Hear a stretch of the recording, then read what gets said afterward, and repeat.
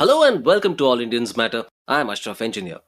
While the media has highlighted the underrepresentation of women in corporate leadership and in other key areas such as government, women are massively underrepresented in newsroom leadership too.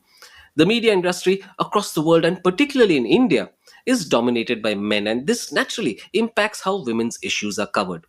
This culture of exclusion has also affected women's news consumption. In this context, a report that was published recently throws light not just on the lack of women in news leadership roles, but also how greater engagement with women could revitalize the news industry and generate billions of dollars of additional revenue.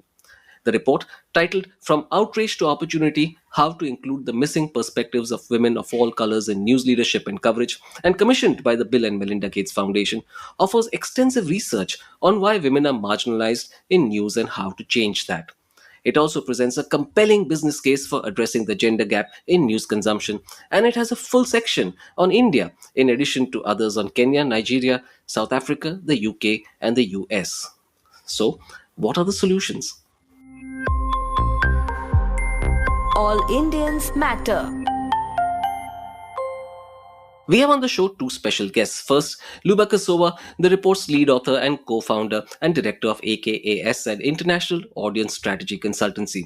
Luba's evidence-based storytelling, which balances insights gained from rigorous data analysis with a recognition of the human aspect in stories, swiftly garnered recognition, including the 2021 Web Report Award for Exceptional Journalism.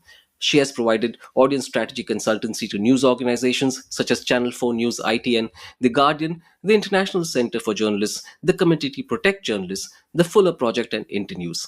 Before starting a consultancy, one of Luba's key roles was head of audiences for BBC News. Luba, welcome. Thank you so much for having me, Ashraf. Next, we have Richard Addy, lead researcher, co-founder, and director of AKAS. Richard is the report's primary lead for the design and analysis of quantitative research and author of the business case for the Gender Equity Report chapter. Richard has nearly 30 years' experience as a strategist and has advised CEOs, organizational leaders, and UK ministers as a government economist.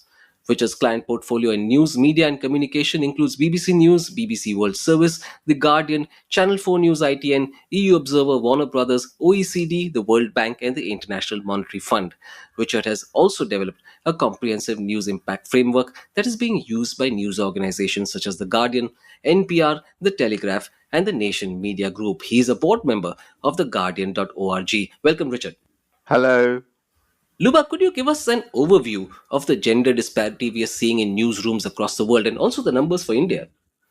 Yes, of course. So before diving into newsrooms, I just want to say that this is the third in a series of three reports from about the missing perspectives of women in news. And in this report, we're diving into two particular challenges around women's exclusion from news leadership and also their extraordinary marginalization as voices. But the second report, The Missing Perspectives of Women in News, dived into the situation in newsrooms. And that is very interesting. So what is happening in journalism? There is no structural problem in students graduating in journalism who are women. In fact, in India, research suggests that half of the graduates from journalism schools are women. However, the research in 2011 by Byerly and then another one in 2019 suggests that between 18 and 24% of women in news, of journalists in newsrooms are women in India. So it's like a funnel. You start off with high proportion of graduates, fewer make it into newsrooms, and then even fewer make it into leadership. So what we did in the latest report, we looked at the proportion of women in highest profile news beats, which is politics, business, economics. And we also looked at health in the context of the pandemic. And in the global north, we looked at foreign affairs. And what we found is that for India, there is even fewer women make it to the very top. Only 10% of editors in chief are women, only 4% of business editors are women, 20% of politics beats, and 43% of health editors. That is, all these figures are lower than in the comparative other countries that you mentioned at the beginning, that we looked at. And also, it's really important to mention that there is a difference in the numbers between the national and regional news providers. In health, for example, 78% of editors in nationals are women, but only 8% of regional editors in health are women. And for politics, 34% of editors in nationals are women versus zero. Not a single woman that we found was heading a politics news bid. So just to summarize, it's the more senior women become, and the higher the profile of the bid, the less likely they are to actually be part of the team that leads it and decides on what content goes out in the news. Luba, for perspective, why is it important to have women in newsroom leadership positions? That's a great question. And we had a lot of fun, if I can say that, or we really enjoyed looking at it. I guess the simplest answer as to why it's important to have women in leadership position is the fact that we found that the decisions about what constitutes a story and what constitutes the news is very much impacted by our lived experience, by the editor's lived experiences. And gender is a massive part of their identity. So what happens when there aren't women in news editorial roles? A lot of the vast majority of stories are covered in a way that's not relevant to female audiences. And in fact, we found that only 0.2% of the global online news coverage covers 7 substantial gaps that disadvantage women compared to men: the pay gap, the power gap, authority gap, confidence gap, health gap, ageism, and safety gap, which is a big issue, but that's not covered. And one of the things Richard and I did, we looked at these 7 structural gaps and what percentage of the content of news is dedicated to them. And we also asked the editors, I asked in interviews, editors from around the world, how they would rank these gaps in terms of the urgency and the need to cover them in the news. And what we found is that the proportion that each of the gaps got in terms of news coverage matched almost identically to the ranking that was given by the editors, whereby the pay gap was at the very top. And most of they thought that's a very urgent gap to cover. And actually, 95% of the coverage of these 7 gaps goes to the pay gap. At the very bottom, there is the ageism gap, which was completely not on almost anyone's radar editorially, and it didn't make it into news either. So it's really interesting to actually experientially and evidentially to see that there is that relationship, which Richard and I were able to show. Luba, does this disparity also mean that fewer women consume news? Yes, it absolutely does. The fact that news is not that when women don't see themselves reflected in the news and their problems, there are 2 issues that come from that. Firstly, they tend to become less likely to consume the news, and secondly, they're less likely to trust news providers. And this is a big problem. And Richard will go into that in more detail when he talks about the business case and really expose the numbers for you, which are quite stark. Sure. Luba, one more question before I go to Richard. What are the key barriers to women being included, rather from being fully included in news decision making? That is another great question. We get to the nub of what we were looking at. So what we found, what the previous report, The Missing Perspectives of Women, found, there was a lot of evidence that even when women are part of editorial teams, they often don't feel included in decision making. That is particularly the case when they're a real minority, where there's so-called token hires. And there were a number of editors, very senior editors from the global south, including India, that I spoke, who spoke about that exclusionary culture where you sometimes hear that about the decision after it's been made, even though you're part of the decision-making board and you're expected to execute it. So that's a real problem. And I asked the editors that I interviewed, and in total I interviewed 41 senior editors and experts from around the world, why they thought that was the case. And the top three reasons they gave, the first one, which was given by the majority of the interviewed editors, was that the mere fact of their women being underrepresented in numbers leads to their exclusion in terms of decision making.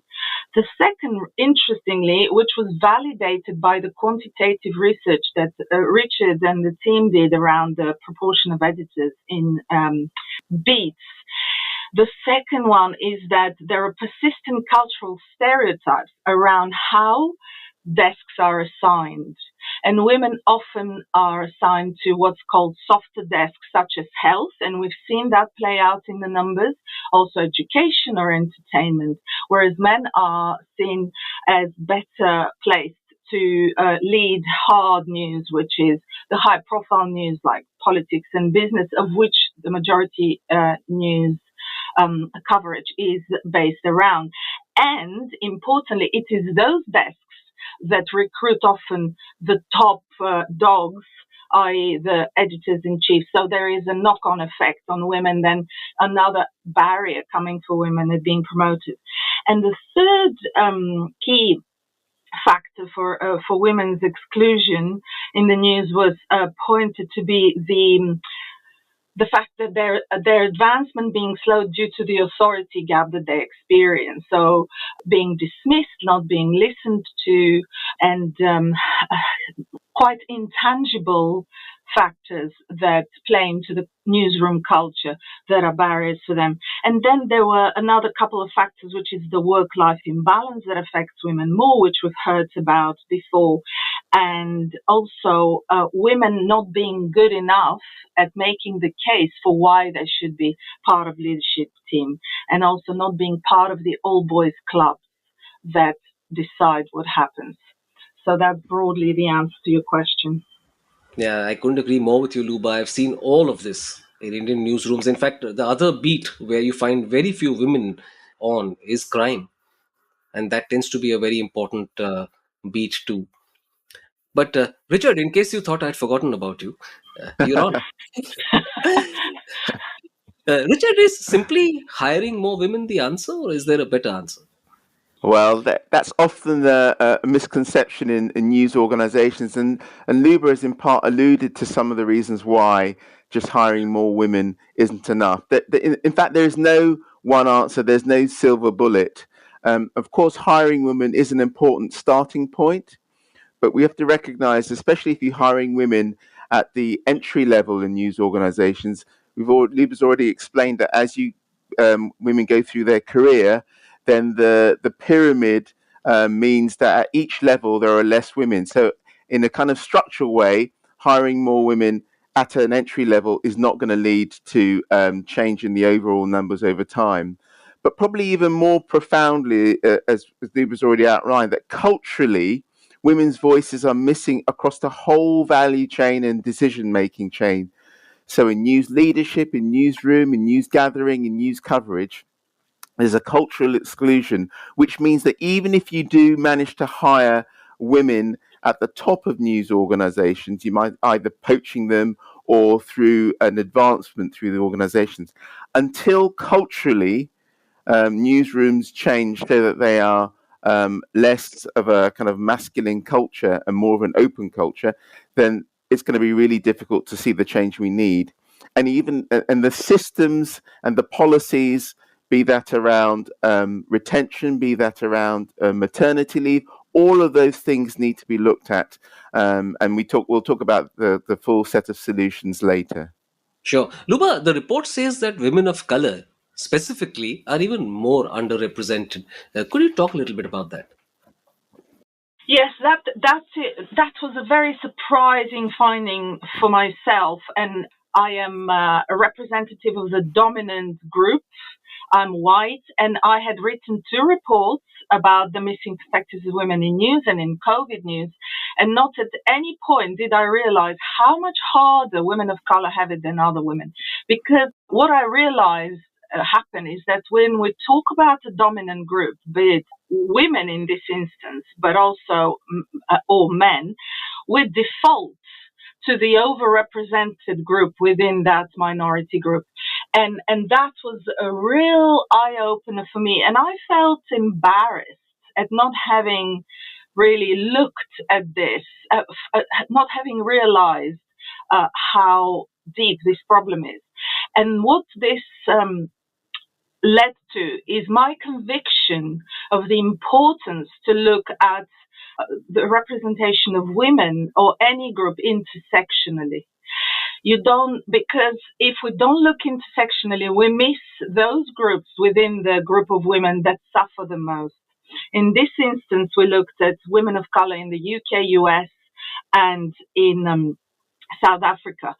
But just to open a parenthesis based on something you and we discussed just before we logged in, this is a very relevant matter when we talk about women, for example, Dalit women or Muslim women in India. So it's a very alive issue for you. But we focused on UK, US, and South Africa. And what we found is that there are 2 issues. Firstly, women of color hardly make it to the highest echelons of decision making. For example, in the UK, there were no women of color at all in politics, foreign affairs, or health beats. In the US, they're severely underrepresented compared to their proportion in the population. For example, they're 7 times underrepresented in politics beats. And in South Africa, women of color constitute 25% of senior roles versus 46% in the working population. So that's one consistent problem, the underrepresentation. The second one is the extraordinary cultural exclusion. So you asked me about the barriers that women face for being included in news. So women of color face the same barriers. And on top of that, there are a number of other barriers that they experience on the basis of the color of their skin. And so the problem is compounded. Race comes on top of gender. And the top issues that women of color experience are subjected to is they're being sidelined. They report or being sidelined in news organizations and experiencing race-based exclusion, but also their career stalling due to the fact that there is no support group for them. That women don't identify with women of color often enough, or white women, and men don't identify with women and they don't support women. So they literally fall in between the cracks. And that leads to enormous, and to add another problem is they're often expected to resolve the issue of their own underrepresentation by being thrusted in diversity and inclusion initiatives, which then are shown to potentially can be a stopping factor in their growth. So in effect, women of color are facing quadruple bind that results in them being experiencing burnout more frequently and leaving the attrition amongst women of color. Certainly, what we saw from our research in UK and US is a lot more aggressive, the attrition, than for other women. Richard, even when it comes to those women who are already in leadership roles, is there a pay gap between them and the men in comparable positions?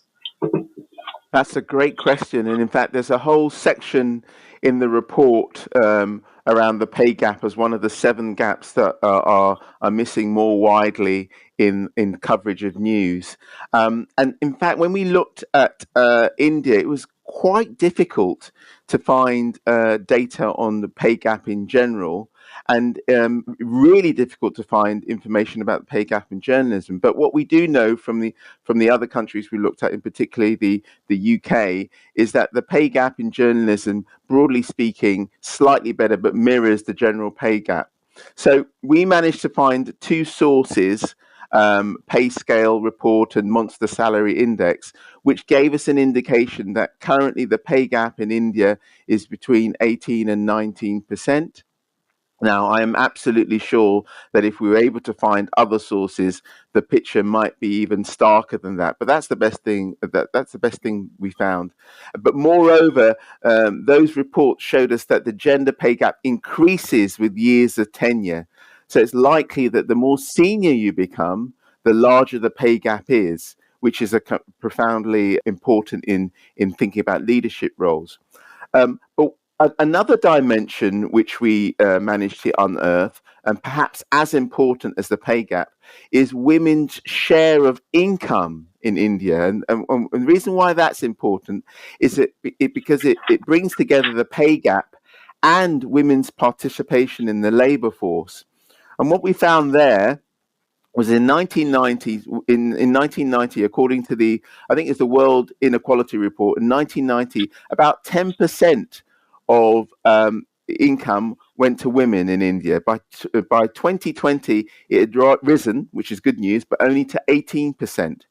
So if that rate of progress continued, it would take over 300 years to reach income parity in India. And this might be underpinned by some of the social norms. So there's a piece of research that UN Women carried out asking the respondents, is it natural for men to earn more than women because they should be the main providers? And amazingly, over 80% of the population who were surveyed believed that was the case. And even amongst women, it was 77%. So you have this real pernicious structural issue, but also it's underpinned by social norms. So it's quite interesting when Luba wrote about the pay gap. It exists, but there's a really profound question. What's the role of journalism to report the pay gap and start to shift those social norms? Absolutely. And I think that hasn't happened enough in India, at least. Richard, what is the business case for media houses to engage better with women? Well, this is a really big point. And when Luba carried out her interviews, one of the pieces of feedback she got from those interviews was that we really do need to understand the business case. It's okay to have the case around the ethical role. It's the right thing to do to report on women and to engage women throughout the whole value chain. But some newsrooms and some leaders are resistant. So an additional argument is that the dollars will come your way if you do this. And actually, India is really unique around the world globally, because what we found was that in the next 10 years globally, the size of the news market in terms of subscriptions, in terms of circulation and advertising is, when you look at all the forecasts, our model shows that it's going to decline over the next 10 years by about a quarter. India is unique in that the picture is different in India. It looks like news revenues will increase by more than a quarter. So there's a real expanding opportunity and expanding market. So the narrative for India is more about turbocharging that growth even more by closing the gender consumption gap. And you asked earlier about the gender consumption gap. And interestingly, for the report, we've got some specific figures for India.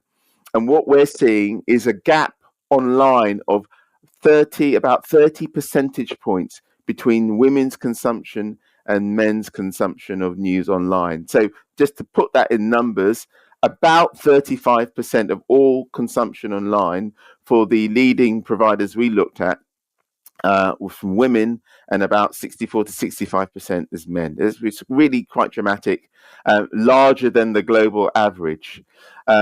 And so what we've found through the business model case is that if we were able to close that gap by just 1%, every year for the next 5 years and for the next 10 years, that would lead to quite significant additional revenues flowing through to the Indian news market. So our figures show that the opportunity is for $500 million more dollars cumulatively in the next 5 years, and $2 billion cumulatively more dollars over the next 10 years. And that's by taking deliberate action across the value chain. And there's potential for it to be even higher. So this is kind of a conservative case there.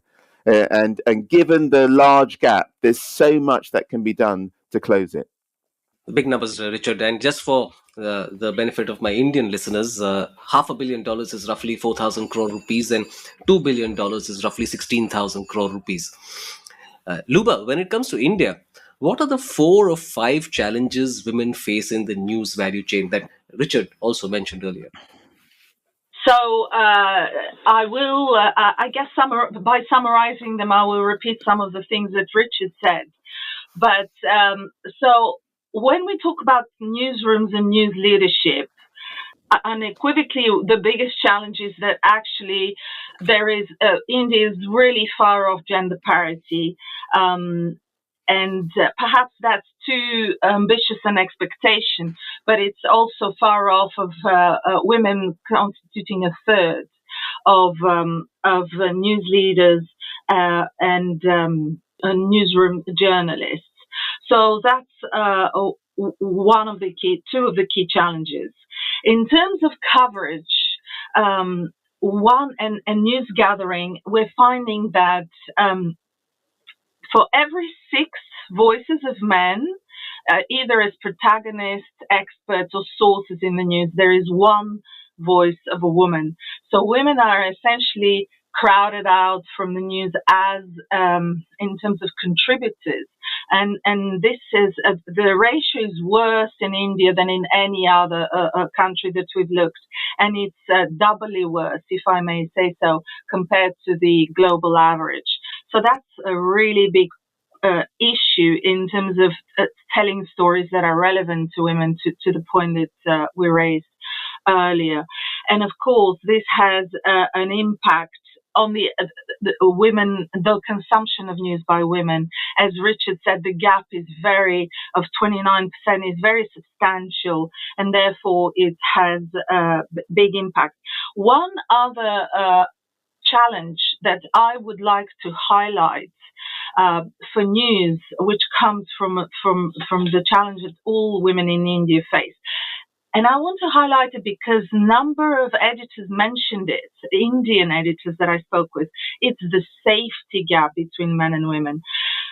Women are experiencing such safety issues due to the fact that India is one of the most unsafe countries in the world, that they are prevented from being able to do their job as journalists properly. Often they have to curtail their voices or their presence, or they need to think through how to keep themselves safe, so much so that sometimes this essentially stops them from being able to speak as journalists. And that's another challenge that was voiced by the editors in the context of their desire to find a solution for women. Even things like women being unable to take night shifts because it's just not feasible for them, even to that extent. So this is another challenge that I think is incredibly important for us to bear in mind. Luba, there's an interesting case study that you've put together on Mint, the Indian business newspaper. Could you run us through that?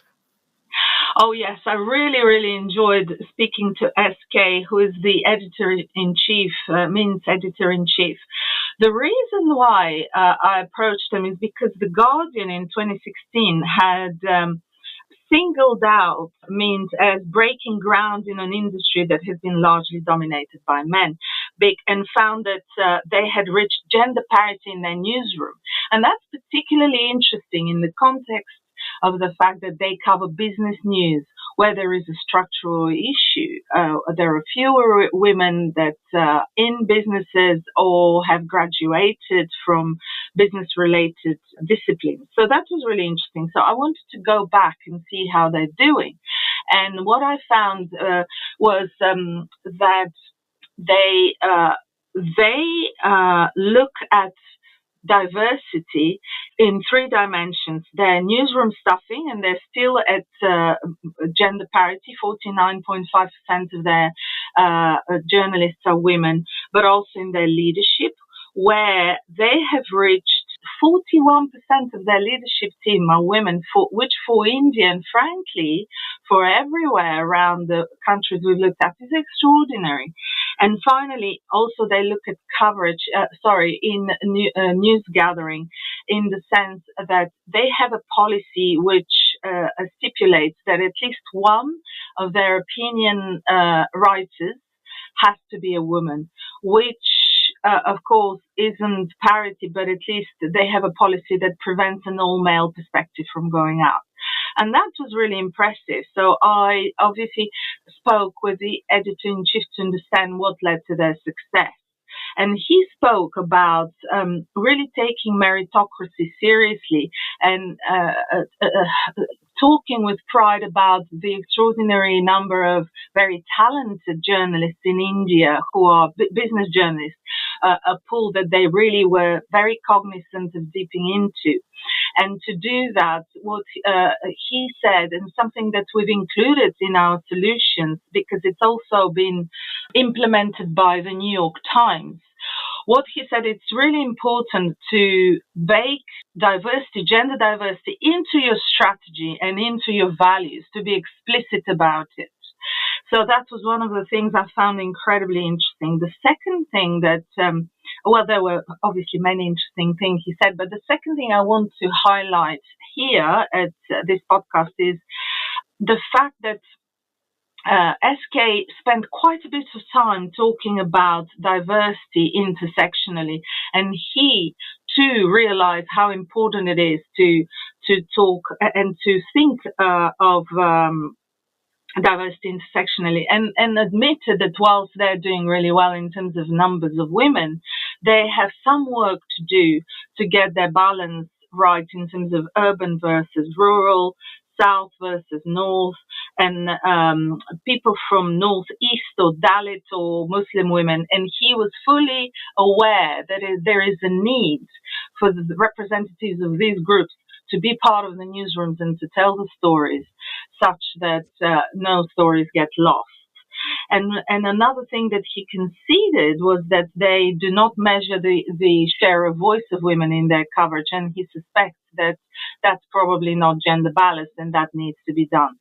So I found it very illuminating, the conversation and the honesty with which the editor highlighted both where Mint excels at, but also where they have some more work to do. And I encourage the listeners to dive into this case study, as well as another case study that I have in the report on India, which is on Cabalaria, which is an all-women newsroom that delivers an ultra-local journalism.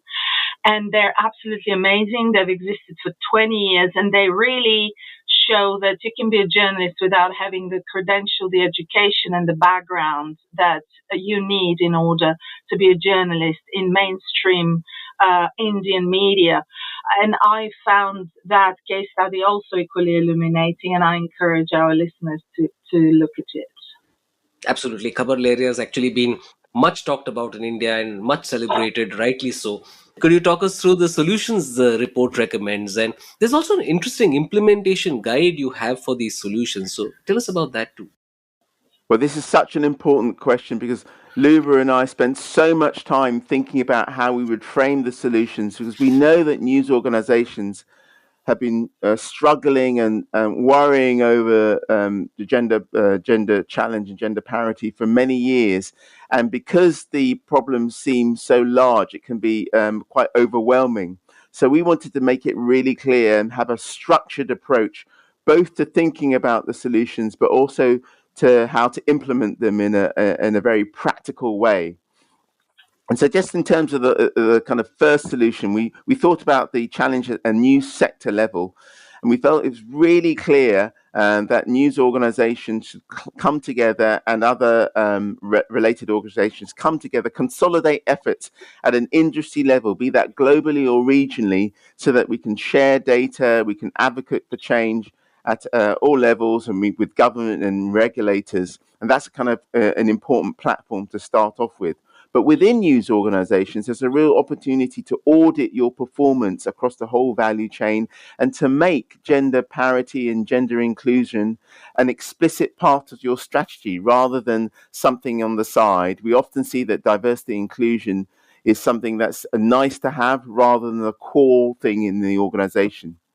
The next level we talked about in the report is the news leadership and individual level change, and that's improving representation of women in news leadership and inclusion of women in news leadership through having a whole series of changing your policies, recruitment, retention, and training. And then similarly in the newsroom, at a newsroom and journalist level, there's a real opportunity to make sure that we have the right policies and the right approach in the workplace that encourages women to stay. For example, during maternity, we often see a massive drop-off in women's inclusion in the newsroom in that space. So there's solutions around that. And then the final two areas is around representation, making sure that you're tracking and not only tracking, but encouraging women to be contributors, both as experts and protagonists, using some of the improved lists that have been generating. But also, when you're looking at the news story, thinking to yourself, for every story, what is the gender lens? Be it in economics, be it in politics, be it in crime, there's always an important gender lens. And then considering whether you want to have a dedicated gender vertical or dedicated gender desk that can be part of the cultural change in your organizations. And critically, there are, in the report, Luba's identified 7 really important gaps that can really inform your organization's storytelling. So looking at those and telling more stories which enable you to connect with women. And one area that isn't looked at enough at all is the portrayal of women. How are you reinforcing stereotypes? Are you just seeing women as mothers, as caregivers, rather than as various roles that they can, empowered roles that they can play in society? And then the final area we look at in terms of the recommendations is around closing the gender consumption gap by reframing the whole challenge in terms of the business case, the dollars and that you can bring in, as well as the impact you can have on women's lives. And obviously those are 12 recommendations there. We're not expecting news organizations to do them all at once. So we are saying to people, and you may laugh at this, but read the report. And if you can't read the whole report, we've made it really easy by breaking it down on the website. There's an executive summary, reading that, then assigning a team or an individual or a task force to start working on the report after you've done your audit and you've included it in your strategy. And think about the areas that you think you can make most differences. And don't pick more than 2 or 3. Workshop those areas, come up with ideas, gather the data and the evidence in your organization to see where you can make a difference, prioritize where you can make that difference, and then start implementing your ideas, track how they're doing. And then if they're not doing, if they're not on track, then slightly tweak them, but be quite systematic. And when you're starting to see change, then move on to the next area. So that's in our kind of 12-step implementation guide, which really makes this enormous problem, breaks it down to bite-sized chunks, and hopefully we start to see the change we need to see. And I think these are very important points, Richard, and I will include the link to the report in the show notes. But Luba and Richard, what made you think of putting together this report in the first place? Luba, why don't you go first? Yes, of course. So the history of I'll talk about the series of 3 reports. They go hand in hand.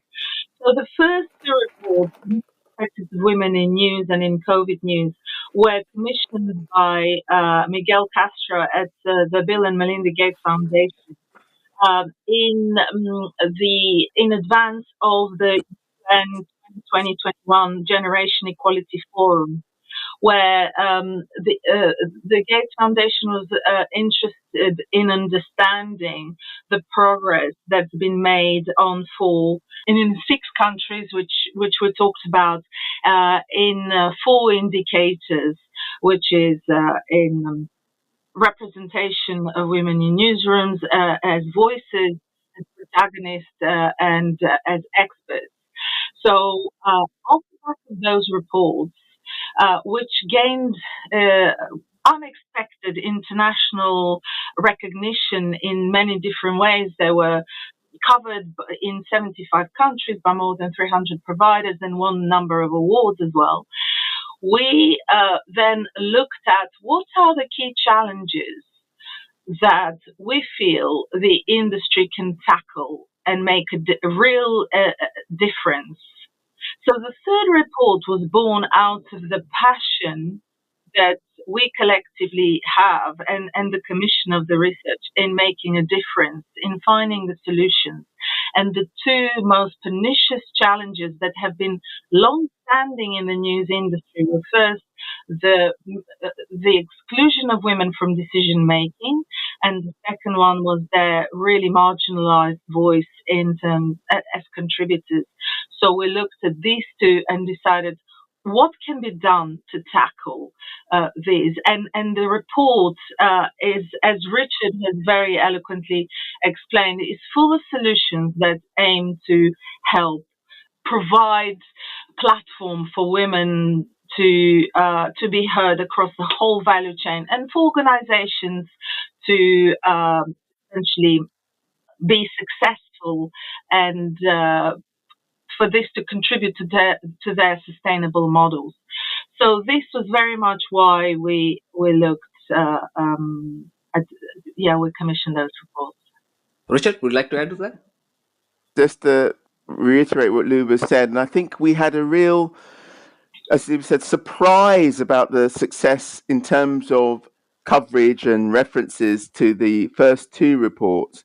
But with this one, we really wanted to go big on solutions and really wanted to go big on putting the whole gender dimension in the context of the struggles that news organizations have. So if you read Luba's reflections in the report, there's a real recognition of, for many news organizations, these are tough times. They're really under a lot of pressure. So we really wanted to produce a report that didn't only state the problem, but was really big on the opportunity, hence the title. We didn't just want to be outraged by what was going on, but we wanted to spend more time looking at the opportunity, from outrage to opportunity, be that in better news coverage by closing the gaps, be that in generating more revenues, be that in having impact on women's lives. And one thing I want to add to what Richard has just said is a lens where our thinking really changed, certainly in mine, from the first 2 reports. In the first 2 reports, all the solutions we were presenting, a recommendation were from a perspective that everyone around the world should aim for gender parity. And having done all the interviews and all the research for this latest report, I realized that a blanket solution will not work for all countries, that we can't expect the progress in India to be the same as the progress in Kenya or in Nigeria, because the baseline is different, the cultural background is different, the social norms are different. So what we're saying in this report, we're much more nuanced in our thinking, and we're saying that any incremental progress, any percentage point increase in the right direction is a win. And also, we can't look for always for the big wins, for the big shifts. Actually, every drop makes a river run or rise. So it's looking at the small changes that can make a big difference in the long run. So, Richard and Luba, what's next for you? Richard, why don't you go first this time? Well, one of the things we learned from the first two reports is that publishing it is only the start. So we've got quite a lot of activity around socializing the results of the report, either through Luba doing op-eds, or we're appearing at conferences, or having the great opportunity, Ashraf, like this, doing podcasts. So there's quite a lot of activity to ensure that the solutions and the insights in the reports are as widely known as possible. So for the next few months, we're really dedicating a lot of time and effort to trying to spread the word of from outrage to opportunity. Luba? To take this slightly further, and if we look beyond the socialization of this report, I'm very excited about researching a book which looks at the relationship between empowerment and emotions, and how we could use our emotions to feel more empowered. I'm doing interviews around the world. I've done 70 and I have 30 more to do. So this is an incredibly exciting project in the context of our shared mission with Richard, but also something I really believe in, giving voice to the voiceless and empowering people in a world that is so restrictive and so polarized. So the projects that we work on always aim to give that much more space for humanity to shine. So, Luba and Richard, that brings me to the question that I ask all my guests at the end of the show. Why do you do this work? Luba, why don't you go first? I think I probably touched on that. We do this work because we're very driven by our love of humanity, essentially, and whether that's underrepresented or marginalized women or people of color, children and their children's well-being, or audiences who are not put at the center of organizations when organizations think of their strategies or their products. These are the kind of things that really get me out of bed in the morning. And this is why we do this work. And also, I'm so driven by wanting to make a difference, and perhaps this is partly a midlife crisis, but in any case, I am really driven by wanting to make a difference in the world and making some people's lives better. And what better place to start than women in news? So that's it. Midlife crisis. Most of us buy a motorcycle, Luba. But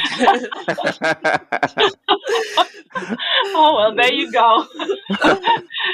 Richard, please go ahead. It's a really great question, and I think the interesting thing is sometimes this work is quite hard.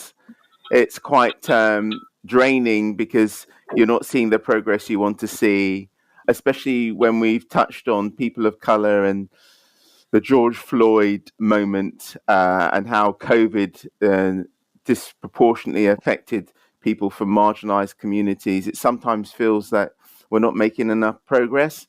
So from my perspective, I've been lucky enough to have certain skills. I've been lucky enough to have been successful in my career despite difficult beginnings.